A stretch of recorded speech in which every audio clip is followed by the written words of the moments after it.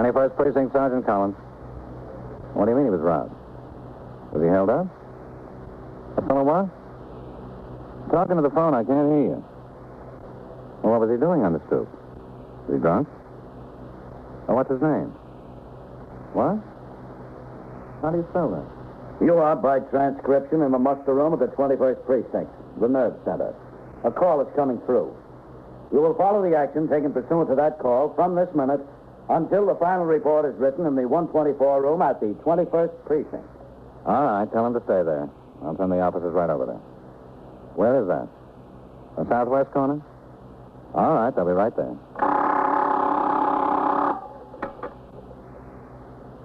21st Precinct.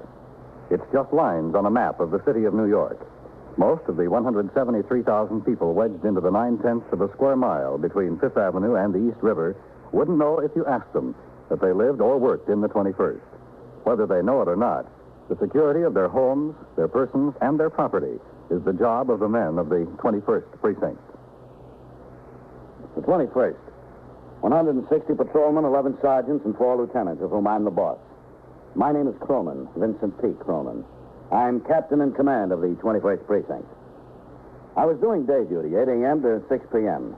After I turned out the platoon, I went into my office, where I read and signed reports and communications until nearly 9 o'clock, when Sergeant Collins rang into my office to inform me that Sector Car number 3 had come by the house to take me on patrol. Occasionally, the commanding officer of the precinct has unpleasant duties to perform. One of these is the investigation of complaints by civilians alleging delinquency or misconduct on the part of a member of his command.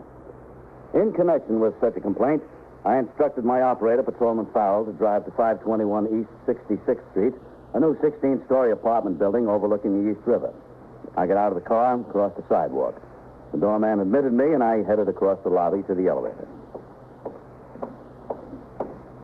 Going up?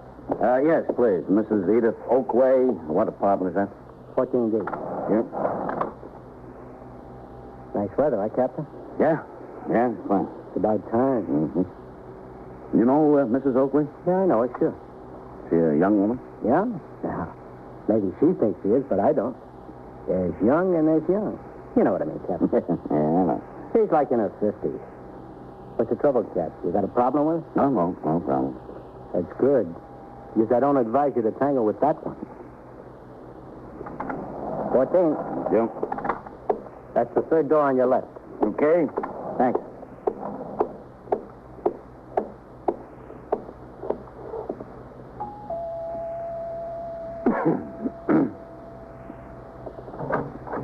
Yes? Mrs. Oakley?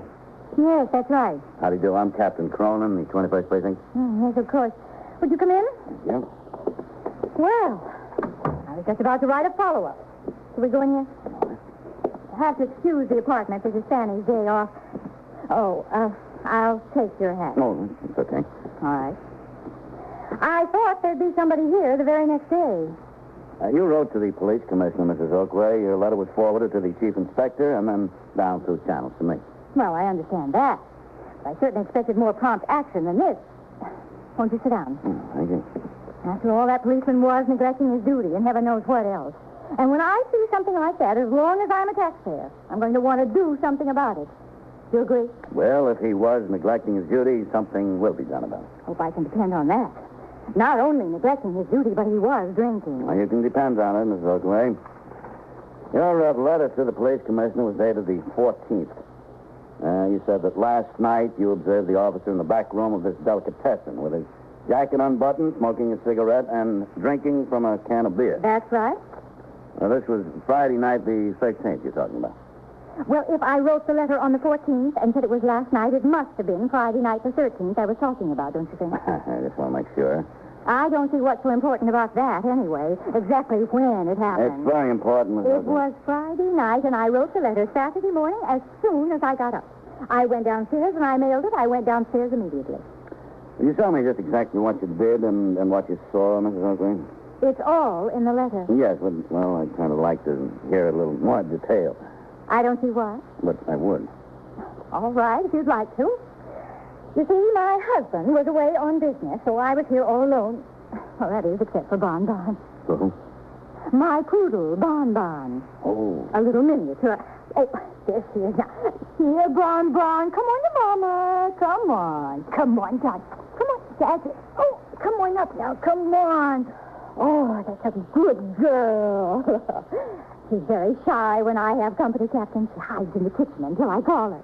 Don't you, Bonbon, darling, don't you? Oh, poodles seem almost human, don't they, Captain? Well, not quite, Mrs. Oakley. Oh, she is.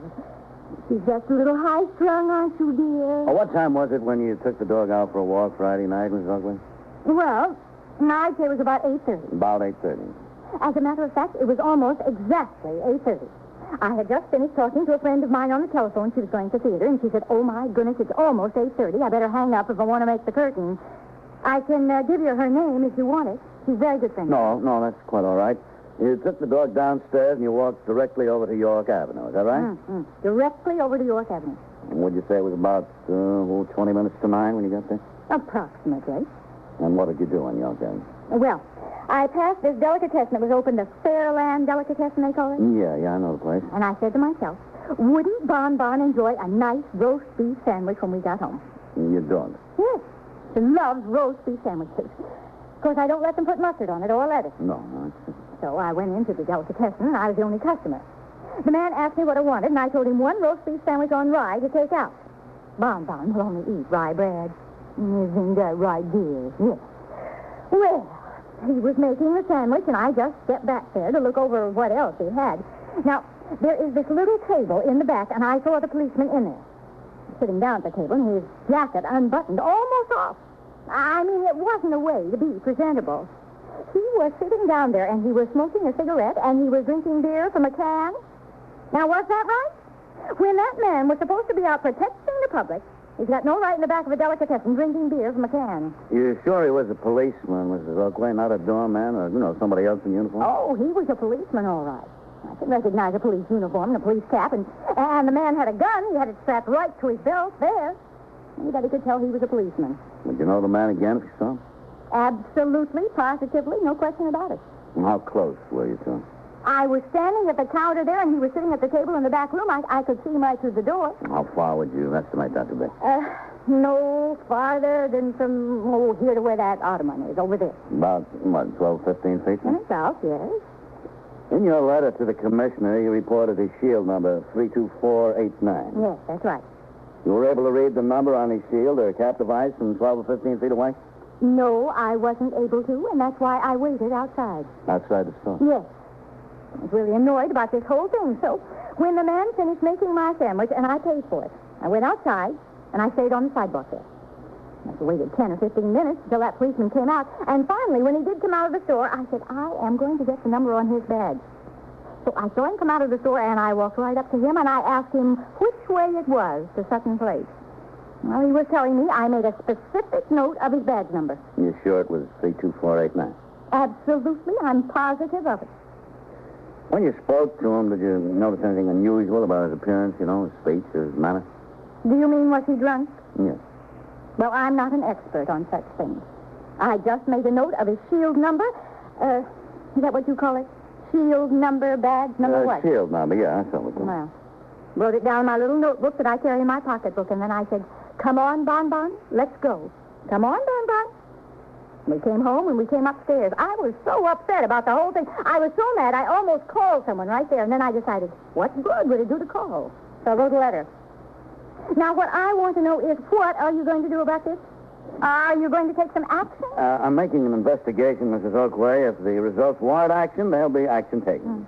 I only hope you will, because after all... You don't have to hope I will, Mrs. Oakway. You can depend on it. Complaints by a citizen against a member of the police force fall into two general categories. One, alleging abuse of authority or the unnecessary use of force. The other, alleging delinquency or misconduct.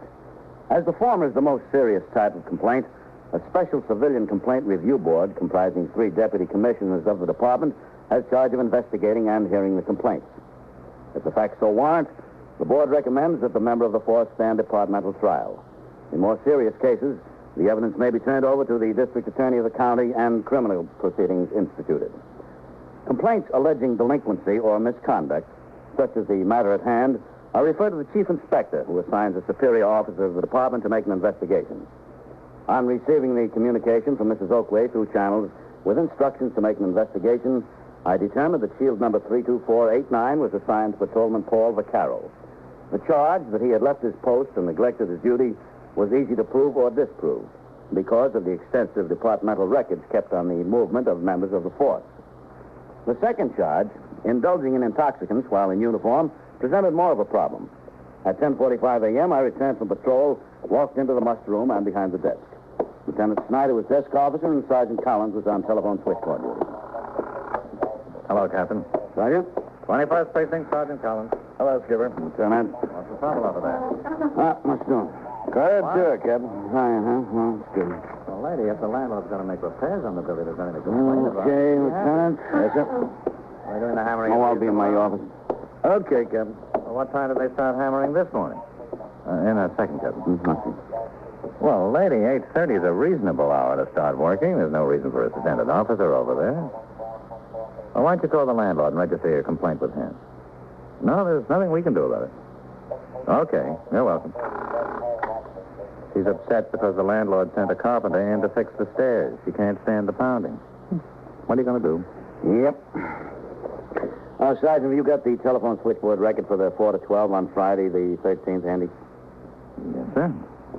Right here. The 4 to 12. Yep. Yes, sir. And what post was Vaccaro assigned to? Post number 8, Captain. And what time do you take his meal? 8:15 to 9:12. Where? Go ahead, take it. Yes, sir. 21st Precinct, Sergeant Collins. Yeah. All right. 17. Where did he take his meal, Sergeant? 861 York Avenue. Are you familiar with the place? What is it over there? Oh, yes, sir. I know it. It's a delicatessen, a Fairland delicatessen. All right. Well, what's Vaccaro working? He's not swinging. Oh, no, sir. He's still on the 4 to 12, Captain. We got some trouble, Captain? Oh, Vaccaro might have some trouble. I'll put a note on the board from to see me, Sergeant. Yes, sir. As soon as he comes into the house. The telephone switchboard record shows the hourly rings of patrolmen on posts into the station house, their meal periods, and where they can be located during their meal periods. Patrolman Vaccaro had not left his post without permission. As shown in the records, he was in the back room of the delicatessen where he had reported he would be during his regular meal period. Consequently, part of the complaint against him by Mrs. Edith Oakway had proved unfounded. But she had also charged that she had observed him drinking beer from a can. It is contrary to the rules of the department for a member of the force while in uniform to use intoxicants of any type, whether on his meal period or not. That portion of her complaint remained to be investigated. The rest of the morning was quiet in the precinct, and I completed some paperwork. At 12:30, a car came by the house to take me to a luncheon meeting of the Lenox Hill Kiwanis Club, where I spoke to the members in answer to their questions concerning the police and community relations. After the meeting, I went out on patrol of the precinct once more and returned to the station house at 3:30 p.m. The men who would work the 4 to 12 tour were coming into the house and heading for the locker room to change into uniform. After I signed the blotter and started toward my office, I saw Patrolman Vaccaro, already in uniform, come out of the back room and approach me. Captain? Yes? There's a note on the board. You wanted to see me, Captain. Yeah, that's right, Vaccaro. Come on into my office. Yes, sir. Okay, go ahead. Just a second, Vaccaro. I'll make a note of something while it's still fresh in my mind. Yes, sir. Vaccaro, did you work the 4 to 12 last Friday, the 13th? Yes, sir. Can you get out your memorandum book? Turn the pages covering that to him. Mm-hmm. Yeah. Now you got him there? Yes. Friday, April the 13th, 4 to 12 tour. Yes, sir. Now, what time was your meal period? 8:15. I rang back in at 9:12. Well, where were you during your meal period? At 861 York Avenue, Captain. Oh, what is it over It's a delicatessen. The Fairland delicatessen. there? You eat there frequently? Yes, sir, I do when I'm working a post at night. There's not much else open on the post. During the day, there's a couple of other places I can eat, but on the 4 to 12, this is just about it. That's, it's not a delicatessen and a restaurant, too, is it? No, sir, it's not. There's no tables out in front, but he makes sandwiches to go, and he has a table in the back. He lets me and the other men that work the post, some doormen, people in the neighborhood he knows, eat in back there. Have their sandwich. Friday night, you have a sandwich in the back room? Yes, sir. What else do you have? Makes pretty good coleslaw. I had some of that and pickle, I think.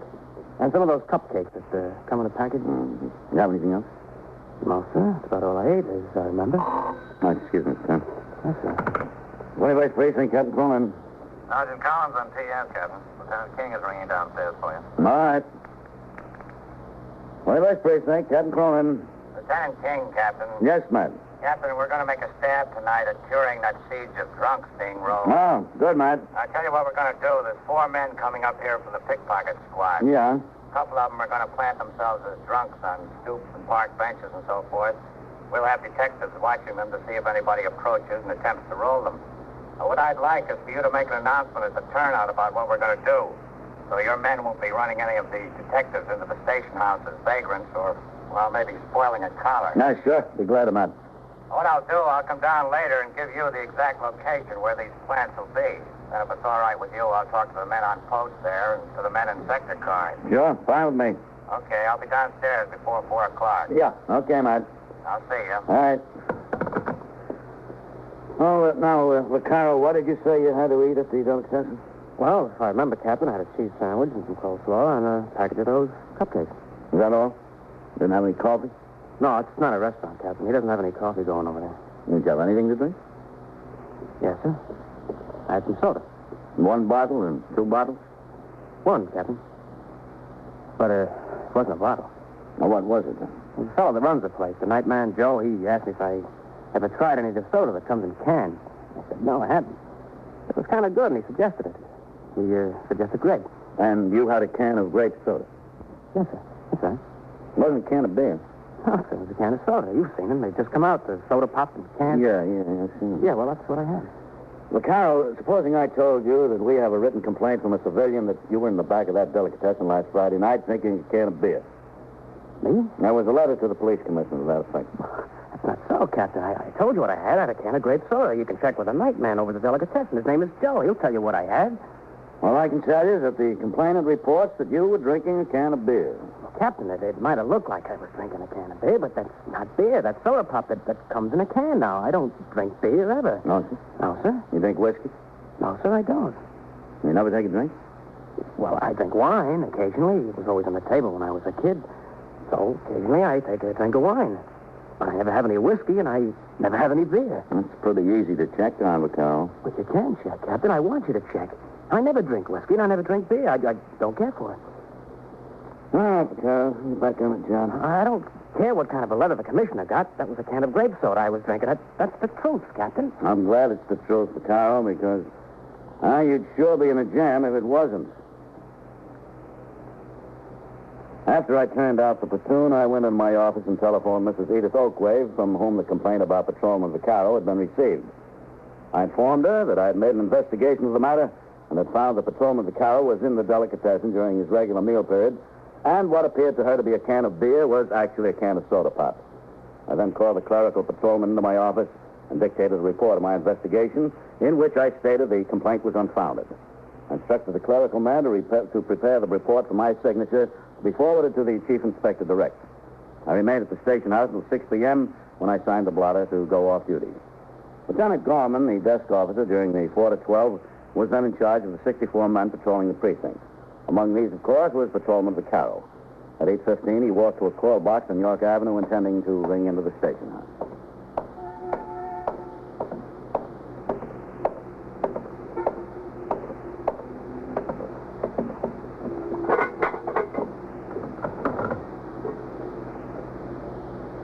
Precinct, Sergeant Collins. Box 14, Patrolman Vaccaro. All right. You're going your meal now, huh? Yes, Sergeant. Where'll you be? 861 York Avenue. Okay.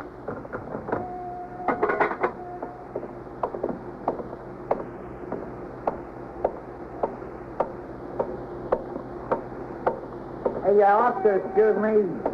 Yes? How do I get to the subway? Which subway? Where are you going? The one that takes me to Astoria. Oh, the BNC. 60th Street and Lexington Avenue. I was going the wrong way. Yeah, you were. What is that, am I 4 blocks? Well, this is York. 1st, 2nd, 3rd, and then Lexington. Down 61st Street. You can get the crosstown bus there. No, that's all right. I'll walk. Nice night. Yeah, sure is.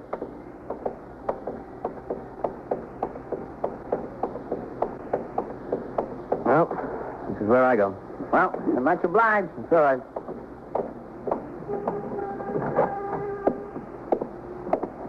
Oh, hello, Mr. Vaccaro. Hi, Joe. I'll be with you in a second, just as soon as I finish cutting this up. It's all right. Take your time. I'll see what looks good. Everything looks good. The policy of the house. How's the turkey? Brand new. Delicious. I had it myself. Yeah, it looks good. There's some delicious stuffing in there. On rye with a little stuffing on the side? Yeah, good. Well, go ahead. Finish what you're doing. No, it's just for a customer that calls. He'll be in here for it at 9 o'clock. I thought I'd get it ready. Now, isn't that a beautiful bird? What do you want, white meat or dark? A little of each. Oh. A little coleslaw besides the stuffing on the side? Yeah, a little. And what about the drink? Oh, you like that soda in the can? I thought I did, but I don't. What's the matter? It's good stuff. It's the latest thing. Give me some root beer in a bottle. Okay. Now, a second thought, you better not make it root beer. You got any cream soda? What do you mean if I got any cream soda? If I didn't have cream soda, I'd have to close the door. Uh-oh. The lady with the dogs that don't like lettuce on the sandwich. Madam, you'll have to carry the dog or keep it out. I can tell her 1,000 times. All right, Bonbon. This is going to be mean. This is going to be me. A roast beef sandwich on rye, no lettuce. Very rare. Yes, ma'am. As soon as I finish the other order here. Oh. Good evening. Good evening. Say hello to the nice policeman, Bonbon. Did you see her? Did you see her nod? Yes, ma'am. I saw her. You want some pickle, Mr. Vaccaro? Yeah, sure, Joe. Still or sour? Either one. Are you in this neighborhood all the time, officer? Yes, ma'am. This is my post. Well, that's nice. It's very nice to have a bright-looking, upstanding young man protecting us. Thank you. What was it you wanted to drink, Mr. Vaccaro? Cream soda? Yeah, that's right. Coming up. Did you ever try that soda in cans? Yes, ma'am. I tried it. I think it's very good, don't you? Oh, it's very good, yes. But I prefer the bottle. So do I. It's hard to get used to soda in cans. Bun, will you stop squirming? Now, you stop it? Oh, she gets very restless. Don't know what's the matter with her lately. Stop it now. Oh. Here you are, Mr. Vaccaro. All set. How much is that, Joe? 55, 75, 85, I'll call it square. All right. Out of $1. Thank you, and call again. Yeah. Why don't you go in the back room? Make yourself comfortable. Okay. Do you policemen get regular lunch hours? Yes, ma'am. That's right. Well, I didn't know that. It's always nice to learn something new. Yes, it is. If you want some dessert, holler. I will, yeah. That's roast beef on rye, lady. No lettuce. No lettuce, but a little butter. Okay. Unless you prefer something else tonight, Bonbon. Would you rather have turkey? Turkey looks very good, doesn't it, sweetie? And she'll have the roast beef. Yes, ma'am. Very rare she like it? Very rare. Yes, ma'am.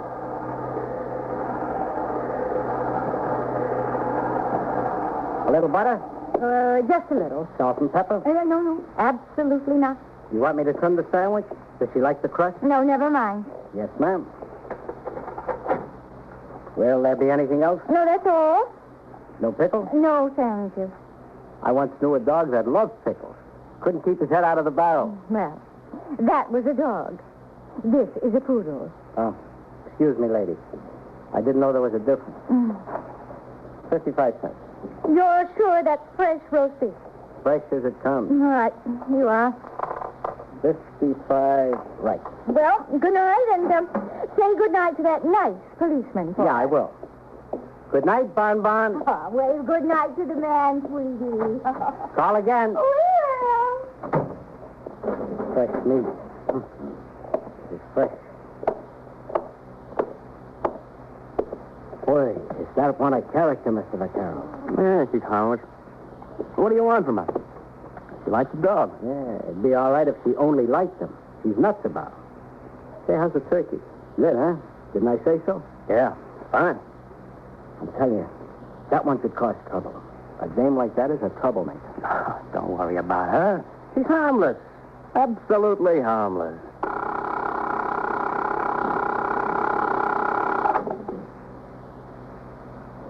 21st Precinct, Sergeant Collins.